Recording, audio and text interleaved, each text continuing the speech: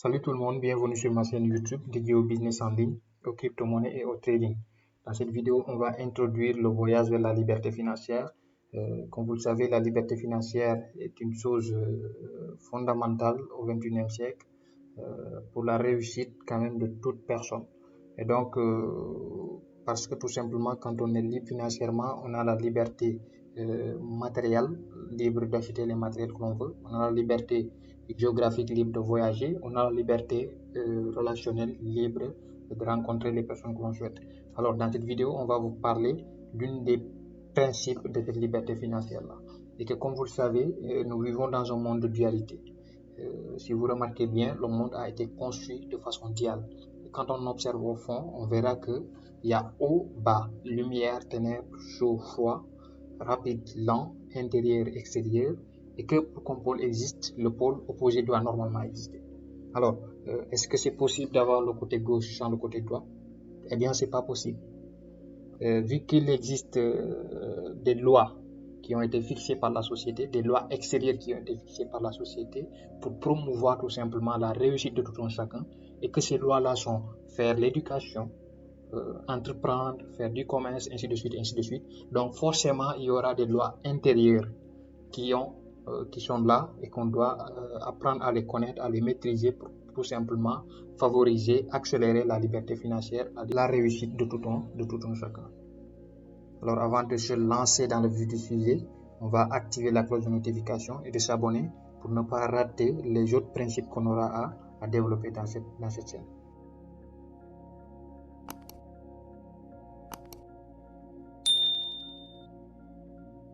Alors maintenant, sans tarder, on va se lancer dans le vif du sujet, vu que vous êtes déjà abonné et activé la cloche de notification.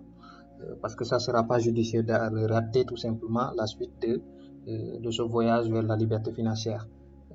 Bien entendu, il y en a qui disent que voir, c'est croire. D'après mon expérience, ce que l'on ne peut pas voir est beaucoup plus puissant que ce que l'on peut voir. Il se peut que vous ne soyez pas de mon avis, mais dans la mesure où vous n'appliquez pas ce principe dans votre vie, vous devez souffrir. Souffrir pourquoi? Parce que vous allez à l'encontre des lois de la nature. Vous allez à l'encontre des principes de la nature.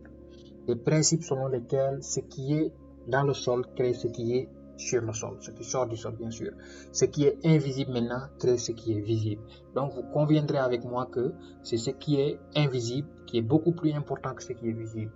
Et en tant qu'être humain, nous faisons partie de la nature, nous ne sommes pas au-dessus d'elle. Et que par conséquent, lorsque nous nous alignons sur les lois de la nature et que nous travaillons à nos racines, à notre monde intérieur, notre vie se déroule bien. Et dans le cas contraire, la vie devient difficile.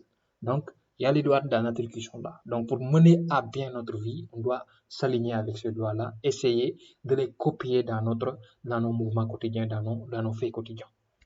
Alors, dans toute forêt, dans toute verger, dans toute plante sur cette terre, c'est ce qui se trouve dans le sol qui crée ce qui se trouve hors du sol. Cela signifie que si nous voulons obtenir de meilleurs résultats dans notre vie, nous devons d'abord travailler sur nous-mêmes, sur les causes intérieures qui produisent ces résultats-là. Cela peut se faire par la modification de nos croyances limitantes, l'adoption de nouvelles habitudes positives et la prise des mesures concrètes pour atteindre ces objectifs-là. Et comme croyance limitante, parfois on dit que l'argent ne fait pas le bonheur. Mais est-ce que c'est l'argent qui fait le malheur? Eh bien non. Donc, en fin de compte, on ne peut pas changer les fruits qui pendent déjà sur l'arbre. Mais on peut changer par contre les fruits de demain. Et donc, si nous voulons changer les fruits de demain, nous devons d'abord nous concentrer sur les racines.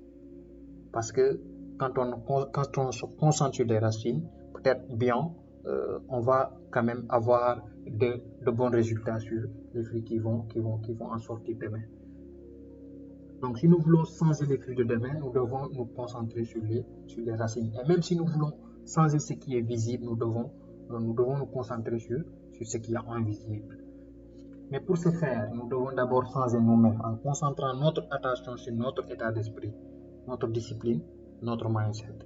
Ainsi, nous pouvons créer un changement durable dans notre vie. Maintenant, j'espère que cette vidéo vous a plu. N'hésitez pas à me le faire savoir sur les commentaires. Et merci de vous abonner et d'activer la cloche de notification. À très bientôt et rendez-vous pour la seconde partie voyage vers la liberté financière. Merci.